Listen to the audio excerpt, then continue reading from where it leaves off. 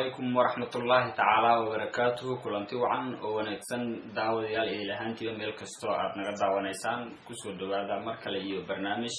قاروان وطلقلني إني إكفا إدستان بود أهامبا داتك كتحن أو ويب سايت أمان دوريو بيدو نيوز وحا ما أنت برنامج كيني مرتي إنه آدم فارغ محمود أو قوير مسه qof ku takhasusay dhinaca ciidanka wuxuuna aadan faarax oo ahaa kabtan ciidan xilligii dawladii hore ee Maxamed Siyaad oo ka dambeeyay aadan faarax lahayn mise ma uusan sii wadin hawlihii ciidanka dawladdu markii ay burburtay halkaasi ayuu ku joojiyay aadan waxa uu ku sugan yahay xilligaani magaalada Sangalan ee dalka Switzerland aadan ayaa ugu horeyntii waxaan jeclaan lahaa inaan ku soo dhaweeyo barnaamijka kadibna uu wax nooga sheego taariikh nololeedkiisa halka uu ku dhashay halka uu ku soo barbaaray hay aadan bismillaahir rahmaanir rahiim waa mahadsantahay waan ku soo dhawahay faad aniga waxaan dhashay 1953 وبناء كتحسن ما قوينه waxaan ku dhashay imarna fahad waxaan ku dhashay gobolka Mudug Gaalkacyo kabacdi meeshaan ku soo yar barbaaray ilaa 13 kabacdi waxaan nimid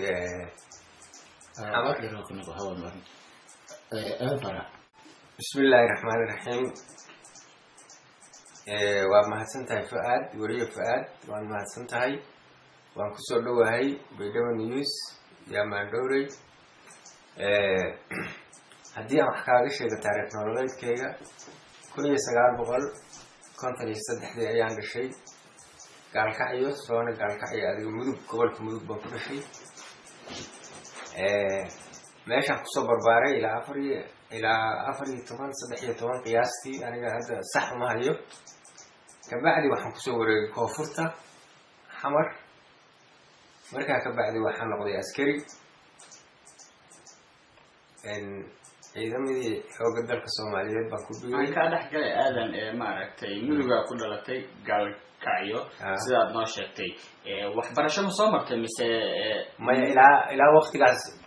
quraan kaliya soo maray dib suuraan ayaan soo maray kabacdi waxaan u soo wareegay gobolada koonfureed macnaha ciidan soo qoratay adoo ciidan ma markaas waa yarahay ilaa 13 sano 13 sano qiyaastii markaa kabacdi waxaan noqday ciidanka markaan noqday waxaan bilaabay waxbarasho caadi ah waxbarashada asaasiga ilaa dugsi sare ayaan ka baxay secondary Banaadir 1900 oo ciidan ah 89 ayaan wax ka baxay dugsi sare secondary Banaadir xamar kabacdi waxaan noqday leyli sargaal 8 meeyadii shaalsiyaad waatahay ciidanimada ma waxa ahayd qof la soo raafay oo lagu qasbay inuu ciidan noqdo mise ma aragtay adiga ayaa dalbaday oo codsaday oo jecleed inaad ciidan noqoto ma aniga dalbaday markii hore yani askarinimada anaa dalbaday kabacdi waan noqday marka ciidanimada heer intee leeg ayaa ka gaartay darajada kabtan ma kulliyad baan galay kulliyad 2 sano kulliyadii jaalisiyaad kabacdi waxaan gaaray xidigle waa la iga bedelay xamar waxaa la ii bedelay gobolada dhexe ilaa kabtan baan ku gaaray markaas dad badan ayaa aan ka saynin micnaha marka laga sheekeynayo qaab dhismeedka ciidanka ama kabtanimadu waxay tahay ama generaalka naftirkiisa waxa uu yahay bal markuu wareyso waxaan jeclaan lahaa inaad sharaxaad kooban naga siisid qaab dhismeedka ciidan mise qaab dhismeedka ciidan dawladeed darajada horta sideedaba waxay isku raacsan tahay 3 qaybood waxaa la yiraahdaa dabley saraakiil xigeen saraakiil iyo official general ayaa la yidhaahaa. waa afar. afartaa weeye. dable ilaa isbatoore waxaa la yidhaahaa waa askari dabley baa la yidhaahaa. official inferiore waxaa la yidhaahaa xidigle ilaa kabtan inta udhaxaysa. darajada ugu horeyso qofka marka ugu horeyso uu soo galo ciidan ee la siiyo maxaa la yidhaahdaa? jadiid. marka askariga noqotid maalinka qaranka kow magacaaga la qoro waxaa la yidhaahaa jadiid. jadiid baad noqotay markaas askari. anaa waa cusub tahay miya? askari buuxa maahi. waxaa tahay jadiid waxaa lagu tababarahayaa askarinimo sidaad askari ku noqon lahayd. dishibliinkii, kala dambeyntii, ciidamnimadii, nidaamkii waxaa lagaa saarahayaa wixii shibilnimada aad ahayd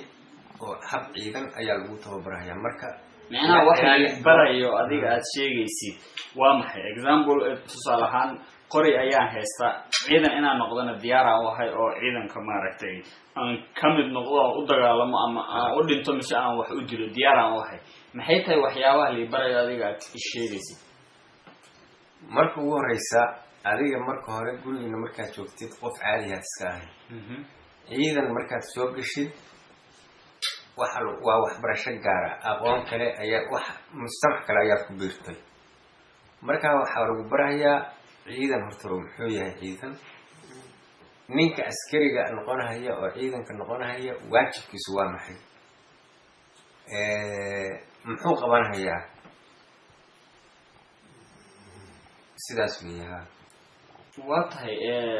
waxaad sheegtay in oo qaab dhismeedka ciidanka marka lagu guda jiro qofka marka ugu horeyso oo askarnimada uu dalbado mise uu qorto in la barayo shuruucdii, nidaamkii iyo kala dambeyntii ciidanimo, asluubkii,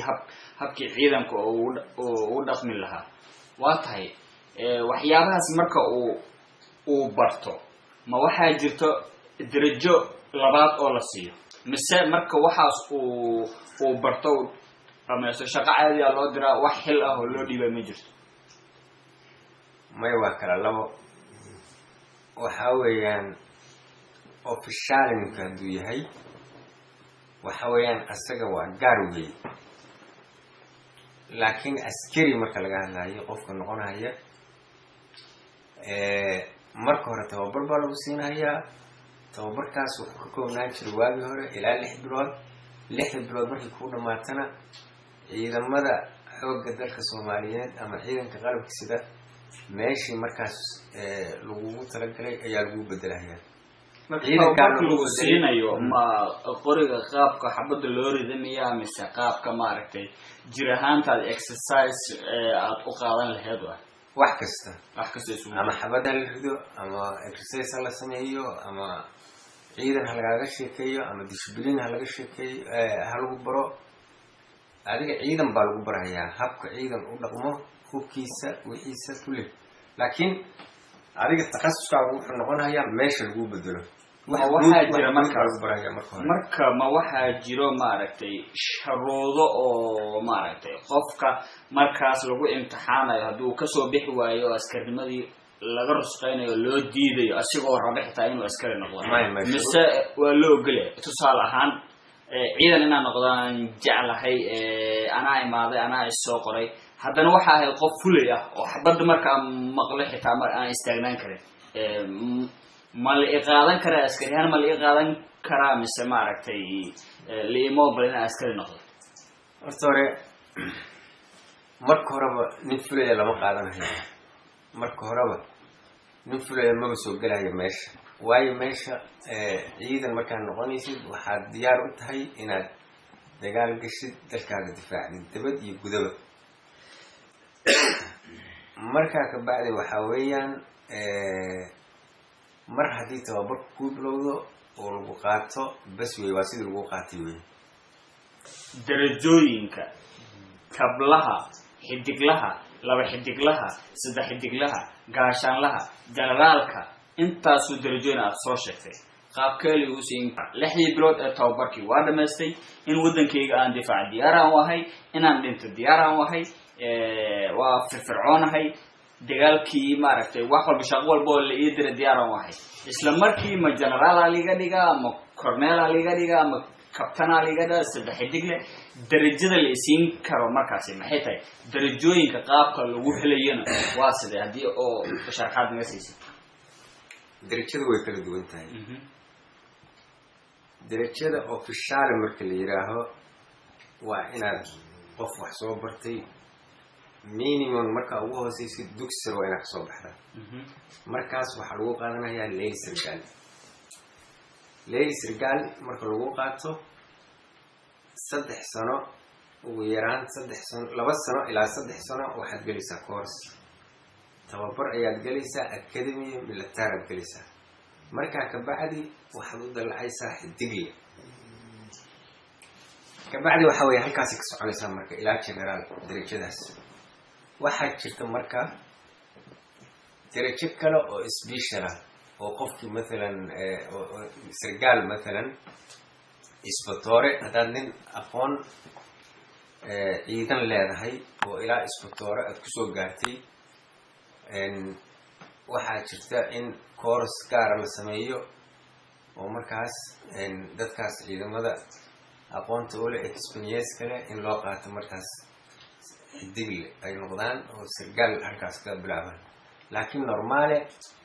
sida caadiga waxa weeyaan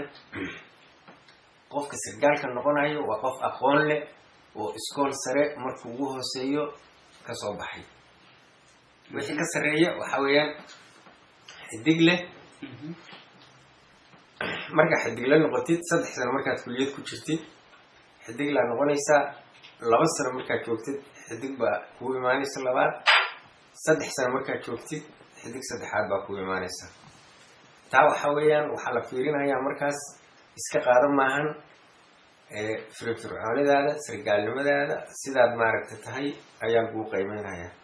haddii aad u qalmin inaad sii dilacdid ma dilacaysid laakiin haddaad u qalantid waa lagu sii dilacsiinaya gaashaanlaha 4 sanaad sugaysaa oo adig saas u soconaysaa marka laakiin bilowga waxa weeyaan waa inaad xidigle ka bilowdaa aqoon nin leh oo dugsi sare markuu wiliita ka soo baxay waa inaad macnaha wax adiga dalbanaysid maahan wax fixed ah oo dawladda iskuulo mise waxbarashooyin kala duwan oo xagga ciidanimada ay leedahay Soomaha waxa weeyaan meel wax lagu barto academy baa gashay xidig lagu qaatay adiga gurigiina joogtay dugsi sare ka soo baxday waxa weeyaan raadiyana waa laga sii deyn jiray macnaha su'aasheedu waxay tahay dhinacii maaragtay waxbarashadii iyo wixii diyaar ah u tahay adiga laakiin dawladdu ma waxa ay ku khasban tahay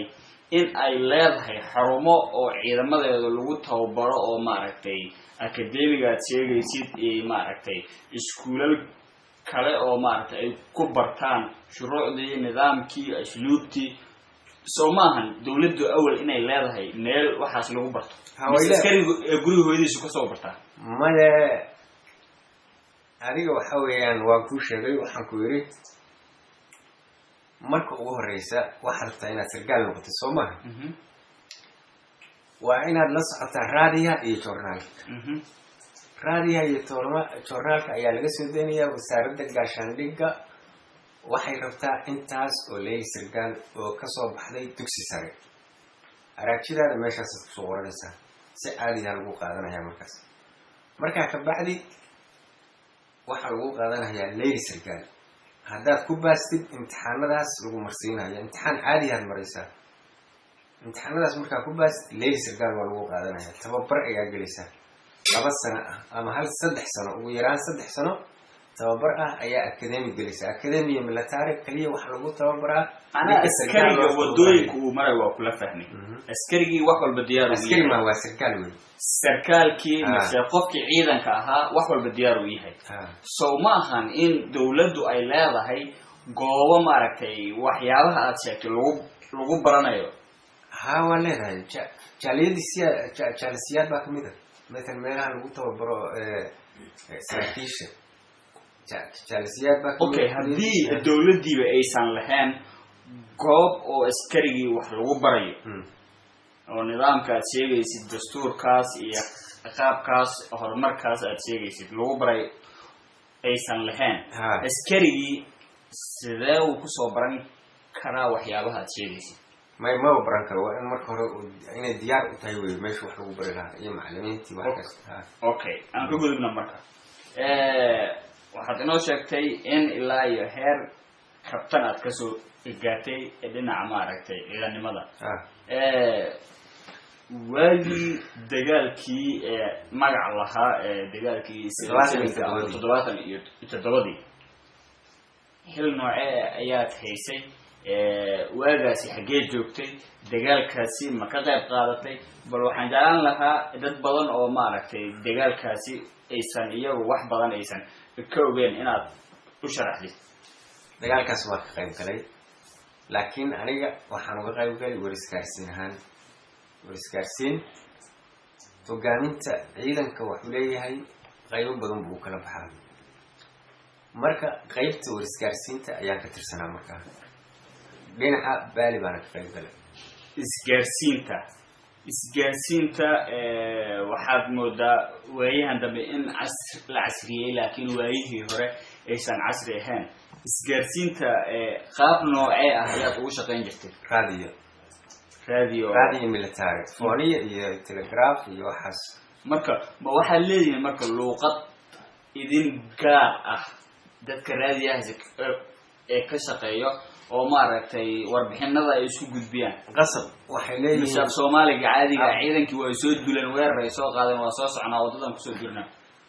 maya afgarashaa jirta baaqa qarsoon baa la yidhaahaa waxa weeye waxaas oo dhan waa lasoo diyaarinayaa xafiis waxaa jira layihaha xafiiska baaqa qarsoon oo wasaaradda gaashaandhig oo ay leedahay wax kasta halkaas waa lagu soo diyaarinayaa wax cad oo la garan karo maba laga sheegayo meeshaas waxa weeye wax kasta waa qarsoon yihiin qof caadiya ma garan karo kaliya waxaa garan kara qofka buugga waxaas ku qoran yihiin qofka haysta ha magacyadii ciidanka magaciisii wuxuu yahay wax la samayn doono waajibka waxaasoo dhan meeshaas ku qoran yihiin waa tahay marka dagaalkiasi 77ka muddo intee leeg ayuu socday ma 2 maalin 3 maalmood 1 bil 4 bilood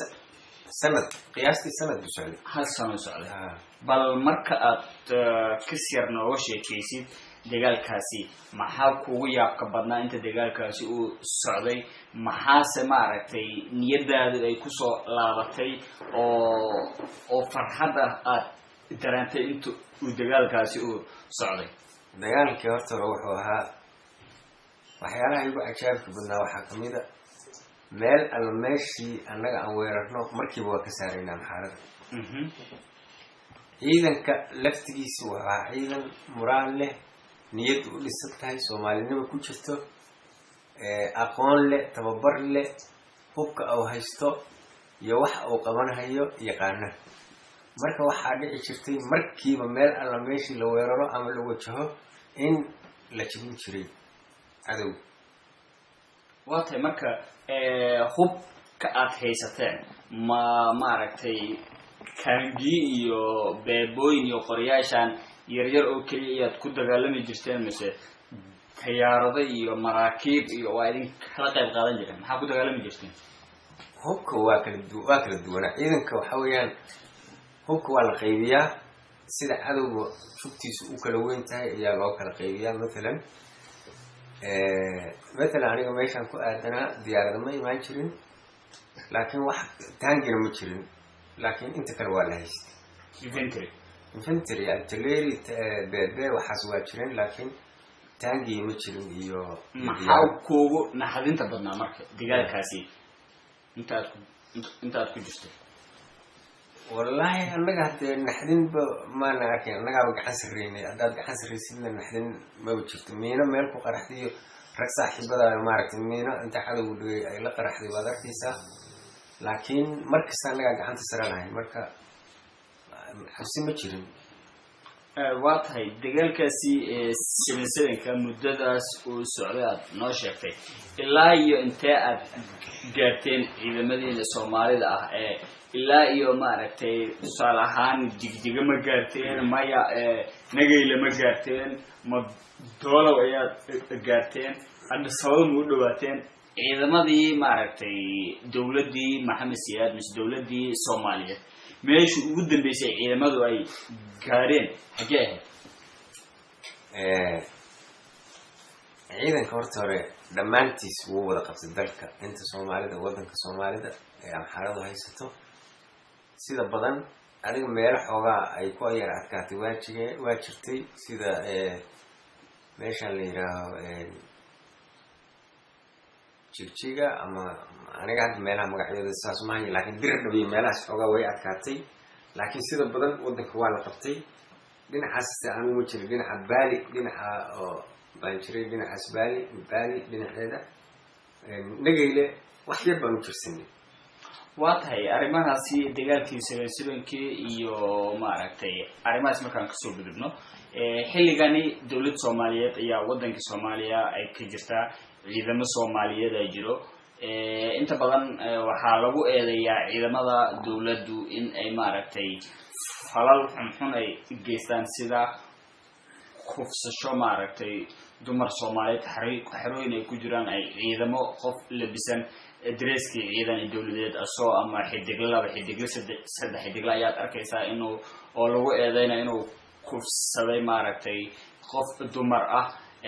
waxaa maaragtay inta badan dhacdaa in ciidamo maaragtay qaab dowladeed u socda oo dareeskii dowladeed wato isbaarooyin dhigta wax dhaca wax dila wax maaragtay qarbada bal ciidamadu waxaasi waagii hore ma samayn jireen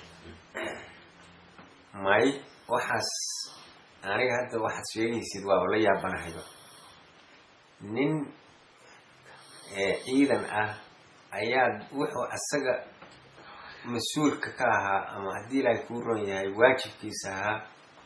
maxaa weeye ninka askariga waajibkiisa inuu dalkiisa iyo dadkiisa iyo diintiisa difaaco laakiin inuu kusoo guryo noqdo maahan oo markaas asaga oo dadki shacabka ahaa oo asaga difaacayay oo asaga ku jiifay nin lagu seexdo waa seexan baa la yiri inuu asaga kusoo hata kaas askari ma ahan waa dad iska burcada weeyaan oo waxay raba iska samaynaya laakiin ciidan ahaan markaan ka hadlayno waajibka ciidanku maahan inuu waxaasoo kala sameeyo waxaana leeyahay waxaa ka maqan dadkaas habkii ciidannimada iyo tababarnimadii iyo nidaamkii iyo soomaalinimadii iyo waajibka uu qabanayo uusa garanayn qofkaas waxa uu ciidanka u yahay waa tahay su-aasha labaad oo aan rabo inaan ku weydiiya waxay tahay waayahan dambe wadankii isbedela ka dhacay dowladdii maaragtay waxaa jiro dad badan oo dowladda kasoo horjeeda sida kooxooyin rag maaragtay magacooda la yiraahdo al-shabaab haddii aad maqashay haddii aad taqaanid iyo haddii kaleba inta badan waxaa dhacda maaragtay in meelo ay dowladdu ay joogto maaragtay ay soo weeraraan mararka qaarkood qaraxyo laga sameeyo maanta ugu dambeysay maxkamadda sare ee gobolka banaadir ayaa weerar lagu soo qaaday albaabka hore ayaa qarax ka dhacay qaraxyadaasi oo qof intuu ismiineeyo oo maaragtay meel isku qarxiyo waagiini dowladdii mise qaabkiini hore ee ciidannimada ma ku jirtay arrimahaasi oo kale mise arrimahan la sheegaya wax ka jira waxaan wax anagu kasayna mahan afghanistana laga keenay iyo iraaqda la leeyahay ma runba mise ciidamadu wax walba waa ay ka suuroobaan oo waa ay sameeyaan horta hore runtii markaan ka hadalno taas waxaa weeyaan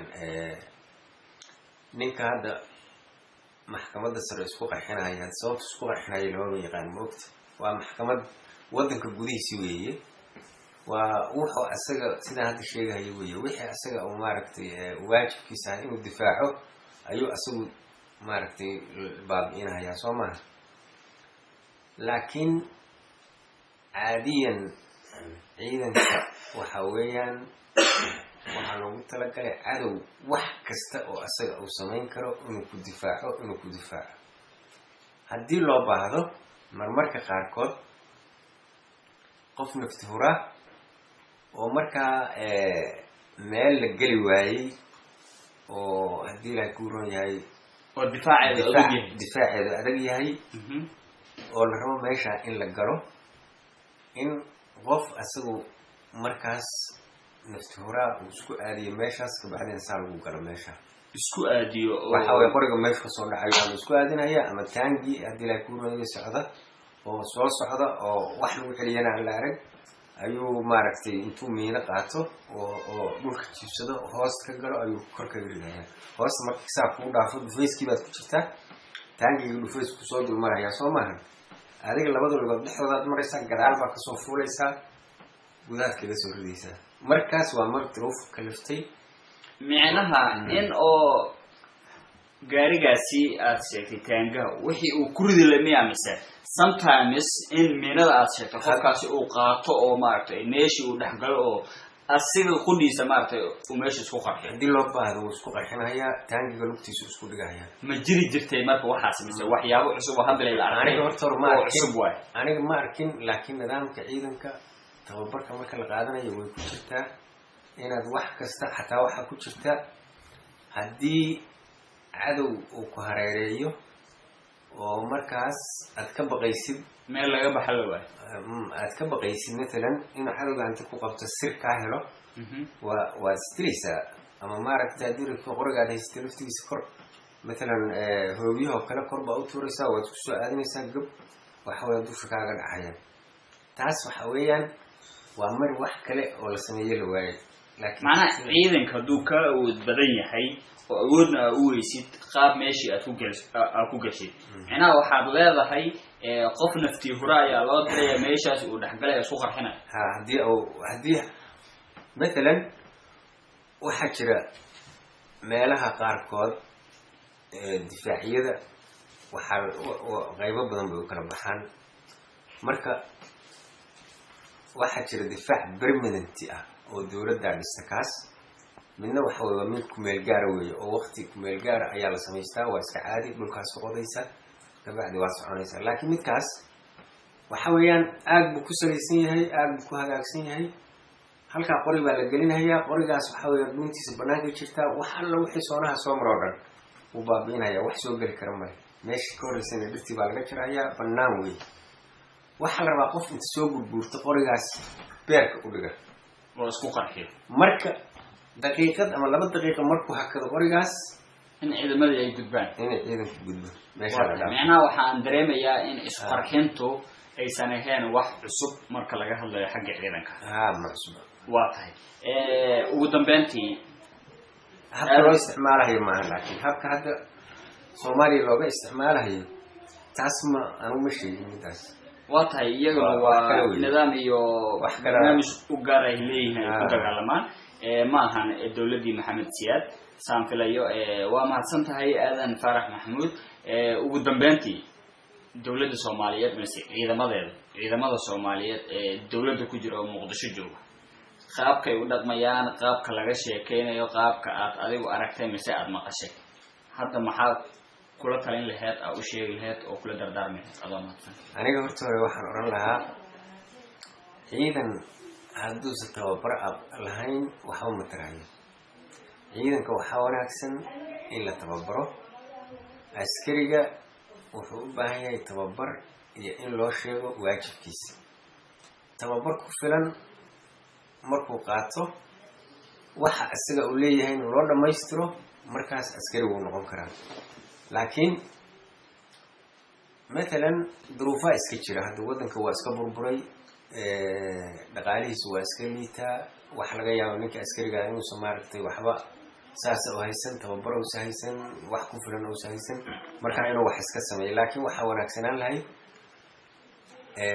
ciidanka in la habeeyo tababarkiisa la habeeyo aqoontiisa la habeeyo waajibkiisa iyo maaragtay waxa uu qabanahayana la habeeyo dad ciidan ah oo aqoon u leh saraakiishii hore ha ahaato ama rag kaloo ka dambeeyo saraakiiloo waxbartaba ha ahaadeene inay maaragtay si fiican u tababaraan gacanta lagu qabto la hagaajiyo waxaan hagaagsanen waxba ma hagaajinayaan marka hore in la hagaajiyo ninka hadduusan wuxuu qabanhayaba usa aqoon ama meel waajibkiisaba u aqoon wuxuu rabu iska samaynayaa laakiin markii hore waxa weeyaan 6 bilood ayaa xiro lagu wadayaa magaalo arkeynada meel aadayn oo tababar kaliya waxa madax lagaaga shubayaa wixii adiga qaban lahayd ceel haddii lagu yiraahdo isku rid afkaas ka shubaysaa yani waajib kala dambeynta ciidanka dishibliinka waa wax ugu muhiimsan ciidanka hadduu dishibliin iyo ismaqal lahayn wax uma tarayo ciidan badan annaga markaan amxaaro weerarnay 10,000 ciidankeena kama badnayn ayagana 500,000 waa ka badnaayeen hadde markhaati waxaad ka tahay muddadii gaabnayd intii la qabtay taas waxay ahayd waa ciidanka oo ka adag waxa uu haysto aqoonna leh dishibliinkiisuna heer sare yahay okay waa tahay aad iyo aad buu mahadsanyahay kaasi wuxuu ahaa aadan sarkaal ciidan oo ka tirsanaa dowladii Maxamed Siyaad xilligan ku nool qurbaha mise wadanka dibadiisa gaar ahaan magaalada Sangalan wadanka Switzerland aad iyo aad buu mahadsanyahay aadan